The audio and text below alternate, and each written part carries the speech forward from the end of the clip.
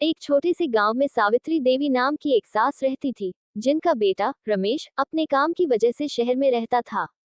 रमेश की शादी गीता से हुई थी, जो गांव की ही एक साधारण लड़की थी। शादी के बाद गीता ने घर के कामकाज संभालने की जिम्मेदारी ली, लेकिन सास बहू के बीच अक्सर छोटी छोटी बातों पर तकरार हो जाती थी।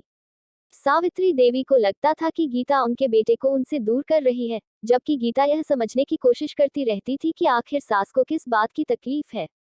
एक दिन गीता ने सावित्री देवी से बात करने की सोची। गीता बोली, माँ, मैं जानती हूँ कि आपको मेरे से कोई परेशानी है। क्या आप मुझसे बता सकती हैं, ताकि मैं आपकी सेवा अच्छे से कर सकूं? सावित्री देवी ने धीरे धीरे अपनी तकलीफें बताईं। उन्हें लगता था कि जब से गीता आई है, उनका बेटा रमेश उनसे दूर हो गया है। गीता ने समझाया, माँ, मैं भी चाहती हूँ कि हम सब एक परिवार की तरह रहें। रमेश जी तो आपको बहुत प्यार करते हैं, और मैं भी आपको अपनी माँ की तरह मानती हूँ। सावित्री देवी की आंखों में आंसू आ गए। उन्होंने महसूस किया कि गीता कभी उन्हें चोट नहीं पहुंचाना चाहती थी, बल्कि वह तो परिवार को जोड़ने की कोशिश कर रही थी। गीता ने सावित्री देवी के पैर छूकर कहा, माँ, अगर मुझसे कभी कोई गलती हुई हो, तो मुझे माफ कर दीजिए।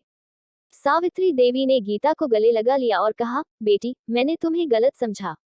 अब मैं समझ गई हूँ कि तुम इस घर की असली बहू हो। इसके बाद से सास बहू का रिश्ता और भी मजबूत हो गया।